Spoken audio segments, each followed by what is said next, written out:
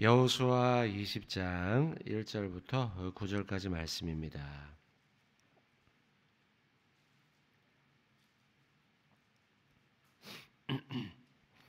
여호수아 20장 1절부터 9절까지 마지막 절까지 말씀입니다. 저하고 한 절씩 교독하고 마지막까지 합독하겠습니다. 여호와께서 여호수아에게 말씀하여 이르시되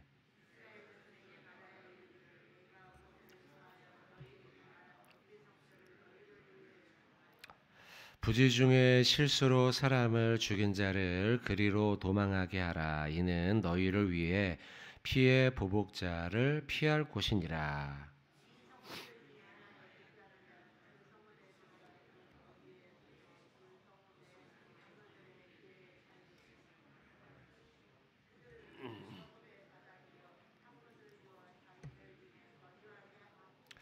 피의 보복자가 그의 뒤를 따라온다 할지라도 그들은 그 살인자를 그의 손에 내주지 말지니 이는 본래 미워함이 없이 부지 중에 그의 이웃을 죽였음이라.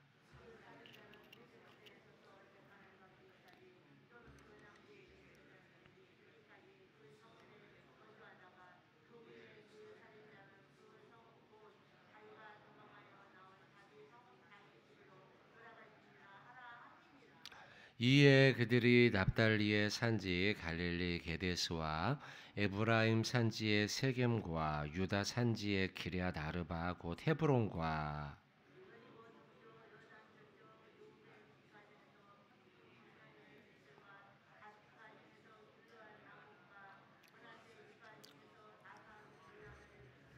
같이 합독하겠습니다.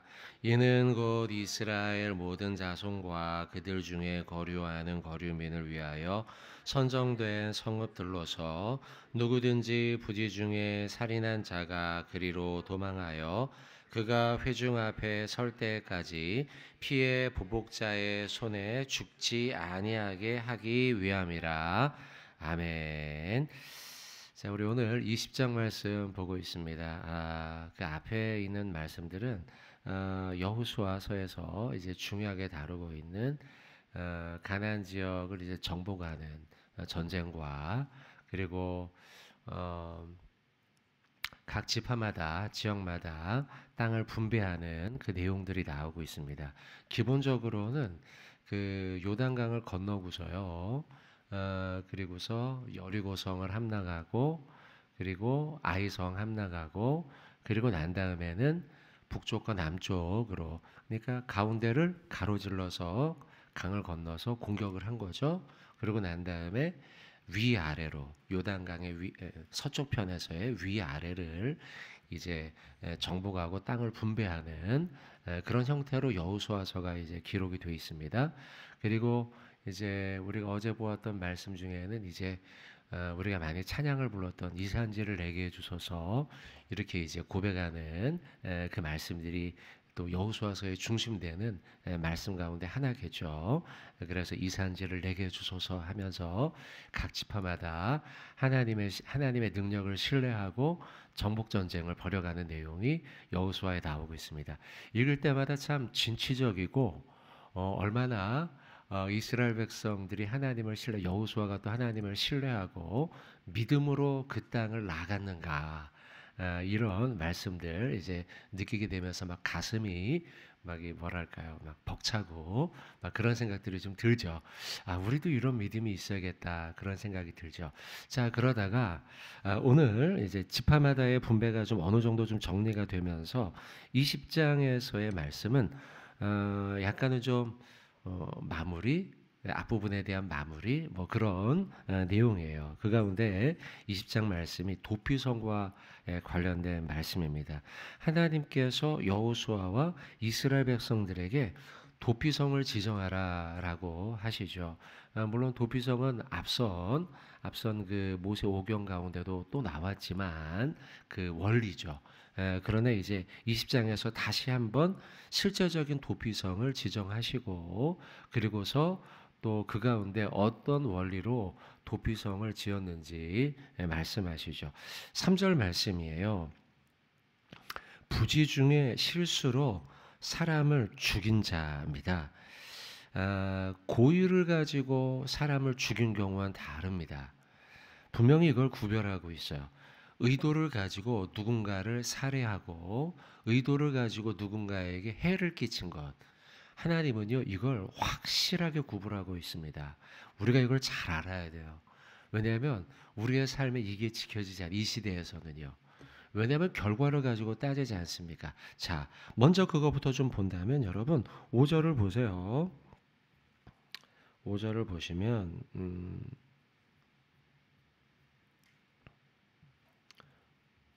5절을 보시면 피해 보복자가 그의 뒤를 따라온다 할지라도 그들은 그 살인자를 그의 손에 내주지 말라 이렇게 기록하고 있죠. 지금 억울하게 살해당했어요. 억울하게 살해를 당하고 내 가족이죠. 죽은 사람은 아니죠. 이미 죽었으니까 따라올 수가 없으니까요. 죽은 사람의 가족이라든지 죽은 사람의 지인이라든지 사랑했던 이였겠죠. 내 가족이나 가족으로 지칭해 봅시다. 내 가족이 죽었어요. 그래서 내 가족을 죽인 저 살인마를 그 원한을 갖고 싶은 거죠. 그래서 5절에 피해 보복자 가족 그가 그 뒤를 따라와요. 도망하는 그 살인자를 따라오는 거죠. 따라온다 할지라도 만약에 그 살인자가 도피성에 도달했다면 그 살인자를 그 보복자 가족에게 넘겨주지 말라는 거예요. 여러분 내가 만약에 그 가족이라면 얼마나 억울하겠습니까? 그렇지 않겠어요? 근데요 성경은 지금 내주래요, 내주지 말래요.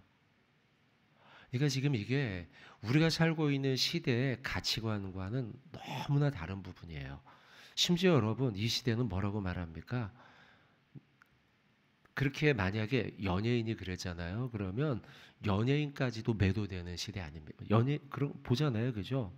연예인들이 뭘 잘못을 했는데 연예인의 가족이요. 그랬으면 막 그 연예인까지 연예인뿐만이 아니죠, 여러분들. 뭐 운동선수는 고사하고요. 일반인들조차도 만약에 내 아들을 그래서 감싸면은 그 부모와 그 모든 가족이 다 여러분 그러니까 이 시대는 동기보다 결과가 훨씬 더 중요하게 여겨지는 시대라는 거죠. 결과만을 따지지 않습니까? 지금 그런데 성경은요 그렇게 말하지 않아요. 5절에 아무리 그랬다 할지라도 그 살인자를 그 손에 내주지 말아라. 그 사람은 원래 죽이려고 한 게 아니야 라고 하는 거죠. 왜 그러면 이 시대는 결과를 더 중요하게 여길까요? 겉모습을요? 왜냐하면 사람들은 겉으로 본 것 가지고밖에 판단할 수 없는 존재이기 때문이에요. 겉으로 눈에 보이는 결과만을 가지고 따질 수밖에 없죠. 그래서 모든 법관의 판결들이 결과만을 지칭하고 있는 것이 그 사람들의 사고와 판단이 결과만을 보고 있다는 것이죠. 그러나 하나님은요 사건의 내면을 보시는 분이시죠. 사람의 내면을 보시는 분이시죠. 그래서 사람들은 드러난 결과와 상황만을 보고 판단하지만 하나님은 중심을 보고 그 모든 사건과 결과를 판단할 수 있다는 거예요. 그래서 우리는 가능하면 완벽하지는 않지만 그 중심을 보고 판단하려고 노력해야 돼요. 중심을 보고 저 사람이 진짜 그랬는가? 마음이 그랬는가? 동기가 그랬는가? 이걸 우리가 자꾸 보려고 애써야 돼요, 여러분. 결과적으로 안 좋았을 수 있잖아요. 살다 보면요. 내 친구가 그렇게 행동해서 나에게 해를 끼칠 수 있어요. 그러나 그 친구가 동기가 어땠지? 이걸 자꾸 우리가 보려고 애쓰려고 해야 된다는 거죠. 마가복음 12장에 보시면 찾지는 않아요. 아는 내용이니까요. 43절 44절에 보시면 제가 한번 읽어볼게요. 예수께서 제자들을 불러다가 이르시되 내가 진실로 너희에게 이르노니 이 가난한 과부는 헌금함에 넣는 모든 사람보다 많이 넣었도다. 그들은 다 풍족한 중에 넣었거니와 이 과부는 그 가난한 중에서 자기의 모든 소유 곧 생활비 전부를 넣었느니라. 우리가 다 아시는 두 렙돈이었죠. 렙돈은 그 화폐 단위 가운데 가장 작은 단위입니다. 100원 정도 될 거예요. 100원. 뭐 10원짜리 있지만 10원짜리 요즘에 잘 안 쓰니까요. 어쨌든 뭐 100원이라고 해봅시다. 100원이면은 두 렙돈이면 200원 넣은 거예요. 근데 사람들은 뭐라고 평가했겠어? 아유, 200원 어른이 200원을 헌금해? 이렇게 얘기했겠죠. 만약에 헌금 금액을 봤다면요. 그런데 예수님은 뭐라 그래요? 그 평가가 이렇게 평가했어요. 헌금함에 넣는 모든 사람보다 많이 넣었대요. 이게 예수님의 평가예요. 왜냐하면 예수님은 그 여인의 중심을 알고 있기 때문이죠. 형편을 다 알고 있기 때문이죠. 그 여인의 형편을 생각해 봅시다. 진짜로 그 여인은 200원밖에 없었던 거예요. 근데 그 200원을 다 넣었다라는 거죠. 그러고 보면 예수님의 평가는 어때요? 결과보다는 그 마음의 동기와 중심을 보신다는 것이죠. 찾지는 않습니다만 말라기 1장에도 보면요. 이것도 제가 읽어볼게요. 말라기 1장 12절로 14절입니다. 그러나 너희는 말하기를 여호와의 식탁은 더러워졌고 그 위에 있는 과일 곧 먹을 것은 경멸이 여길 것이라 하여 내 이름을 더럽히는도다. 만군의 여호와가 이르노라. 너희가 또 말하기를 이 일이 얼마나 번거로운고 하며 코웃음치고 훔친 물건과 저는 것 병든 것을 가져왔느니라. 이게 하나님의 제사에 대한 평가예요. 이 말라기 시대 때, 선지자 시대 때 사람들이 제사를 드리기 위해서 제사의 제물을 가지고 왔어요. 많은 것을 가지고 왔어요. 근데 하나님의 평가는 그 제사의 제물이 형편없다는 거예요. 왜 형편없다고 했을까요? 많은 걸 가져오고 좋은 걸 가져왔는데요. 그 중심이 올바르지 않았기 때문이죠. 진실로 하나님 앞에 그 제물을 드리고자 하는 마음이 아니라 형식적으로 가지고 왔다는 거죠. 그러고 보면 여러분 어때요? 하나님의 평가는 겉으로 드러난 결과가 아니라 그것을 가지고 온 그 사람의 동기와 중심을 보신다는 것이죠. 우리가 죄를 지을 수 있어요. 오늘 본문의 도피성 실수로 부지 중에 사람을 죽이거나 해를 끼칠 수 있어요. 그러나 결과적으로 일어난 살인사건이나 그 일들이 결과가 중요한 것이 아니라 그 사람이 어떠한 마음으로 그 일을 저지르게 되었는가를 하나님은 보신다는 거죠. 물론 사람을 죽이고 살인한 사건은 씻을 수 없는, 인간적으로는요, 씻을 수 없는 죄는 분명해요. 그래서 뭐 자세하게 말씀을 드리진 않았지만 근신하는 기간이 필요하죠. 실제로 그는요 도피성에서 나올 수 없어요. 감옥에 들어가서 나올 수 없다는 말인 것 같이 그 일정한 그 도시 속에서 나올 수가 없어요. 고향으로 돌아올 수 없어요. 그리고 대제사장이 죽기 전까지는 그가 근신하며 그 안에 생활해야 돼요. 맞아요. 잘못한 건. 그러나 하나님은 그를 판단할 때 아까 읽은 5절 말씀이죠. 내주지 말래요. 그 손을 그 살인자를 그들의 손에 내주지 말라라고 말씀하면서 하나님은 그 사람의 중심과 동기를 중요하게 보신다라는 것이죠. 자, 제가 5절의 말씀 보면서 여러분에게 오늘 부탁드린 말씀은 무엇이냐? 세상은 결과를 중요하게 여기면서 그 결과에 따라 그 사람의 모든 걸 다 판단하려고 하지만 그럴 수밖에 없다는 거죠. 인간이니까. 우리도 그럴 수밖에 없어요. 왜냐하면 중심을 다 알 수가 없으니까. 그럼에도 오늘 말씀 5절의 말씀을 통해서 하나님은 결과만을 보고 사람을 판단하지 않으신다. 중심과 동기를 중요하게 여기며 판단하니 우리도 살면서 저 사람이 비록 안 좋은 결과를 냈다 할지라도 안 좋게 결과를 냈다 할지라도 우리도 하나님과 같이 그 사람의 중심과 동기를 보면서 때로는 너그러운 마음으로 그 사람을 대해야겠다. 이 말씀 드렸어요. 여러분 이게 세상 이 시대를 살아가고 있는 세상과 다른 관점이에요. 우리가 다시 한번 이 말씀을 새기면서 너그럽고 넉넉한 마음으로 사람을 대하겠다. 자, 한 가지고요. 그 다음에 또 한 가지 3절 아까 좀 보다가 말았는데 부지 중에 실수로 사람을 죽였다라고 되어 있죠.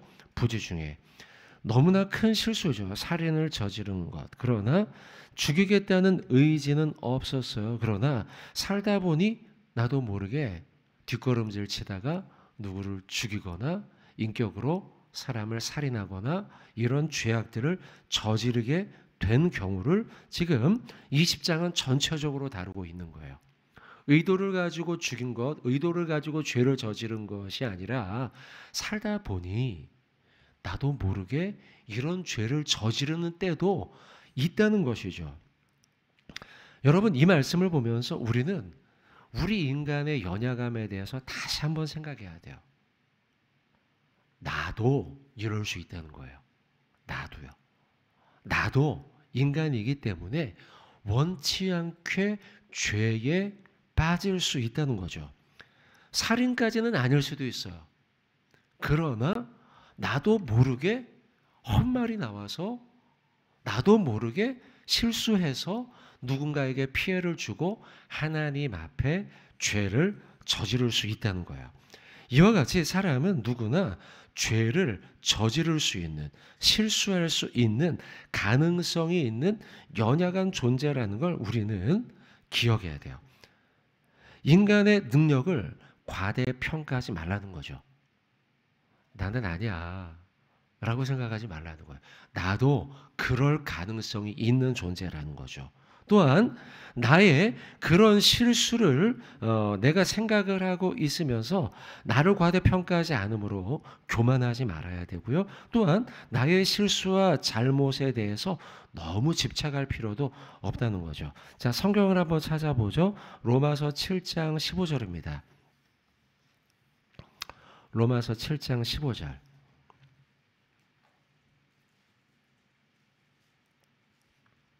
로마서 7장 15절. 자, 우리는 이런 존재라는 거예요. 같이 한번 읽어보겠습니다. 시작. 내가 행하는 것을 내가 알지 못하노니 곧 내가 원하는 것은 행하지 아니하고 도리어 미워하는 것을 행함이라. 아멘. 이게 사도 바울이 우리에게 남긴 하나님의 말씀입니다. 내가 행하는 것을 내가 알지 못해요. 내가 하는데도 내가 알지 못해요. 이 말은 뭐냐? 나도 모르게 이런 잘못과 죄악을 저지를 수 있다는 거예요. 곧 내가 원하는 것은 행하지 아니하고, 내가 원하는 것은, 사도 바울이 원한 것은 선한 일, 하나님이 기뻐하는 일이죠. 근데 이 내가 원하는 것을 행하지 않고 내가 원치 않는, 미워하는 것, 죄악 저지르고 하나님이 원하지 않는 나쁜 일을 행하는 것, 이것을 행하는 게 인간이다라는 거예요. 그리고 결과적으로 오늘 본문과 연결해서 말씀하면 결국 부지 중에 실수로 큰 죄악을 저지르는 게 우리 인간이라는 거예요. 근데요, 그런 우리에게 하나님이 다시 기회를 주십니까? 안 주십니까? 그게 도피성의 원리예요. 우리 인간은 이와 같이 죄를 저지르니, 그러나 나는 너의 중심을 알고 있어. 너 원래 그러려고 한 건 아니지? 나 다 알고 있어. 자, 피해, 도망쳐. 그게 바로 어디예요? 도피성이에요. 그리고 이것이 신약과 성경의 중심으로 원리로 나아가면 바로 예수 그리스도의 십자가예요. 십자가. 여러분, 왜 교회 나오셨습니까? 잘나서 나왔습니까? 자랑하려고요? 아니죠. 피할 곳이 없어 나온 것 아닙니까? 도피성으로 온 거잖아요. 곧 예수의 십자가 앞으로 온 것이죠. 여러분, 우리는요, 사도 바울의 고백과 같아요. 내가 원하는 건 행하지 않아요. 못해요, 그걸 잘. 선한 일 해야 되는데 그거 못하잖아요. 그리고 뭐예요? 부지 중에 실수로 사람을 죽이고, 부지 중에 실수로 인격을 모독하고, 부지 중에 실수로 남을 막 해코지하고, 부지 중에 실수로 미운 마음 갖고, 이게 우리잖아요. 그래서 우리는 예수 그리스도 십자가, 그 도피성 앞으로 오는 것 아닙니까? 그래서 주님을 의지하는 것이죠. 여러분, 수많은 위대한 신앙의 선배들, 노아도 그렇게 위대하게 노아의 방주를 만들어 놓고 난 다음 포도주 막 마시고 술 취하고 옷 벗고 입고 막 이러잖아요. 그죠? 여러분, 우리 알잖아요. 삼손, 하나님 앞에 그 위대한 쓰임을 받아, 부름을 받아가지고 그냥 그 힘센 장수, 그런데도 그 역시도 여인 앞에 허무하게 넘어지는 게 우리 인간들이, 심지어 다윗도 그렇잖아요. 밧세바. 여러분, 우리가 이런 위대한 신앙의 인물들과 비교해 볼 때 얼마나 연약하고 넘어지기 쉬운 죄인입니까? 여러분, 그러니 우리들이 이 로마서 7장 15절 내가 원하는 것은 행하지 아니하고 도리어 미워하는 것을 행함이라, 이 말씀을 기억하면서 다시 한번 우리가 연약한 존재임을 기억하며 도피성 되시는 예수 앞으로 나아가는 저와 여러분 되어야 될 줄로 믿습니다. 오늘 하루 여러분들 이 말씀 기억하면서 예수 앞으로 나아가고 우리의 죄악을 주님 앞에 내어놓고 의지하고 예수의 십자가 바라보는 복된 하루 되시기를 주님의 이름으로 축원을 드립니다. 같이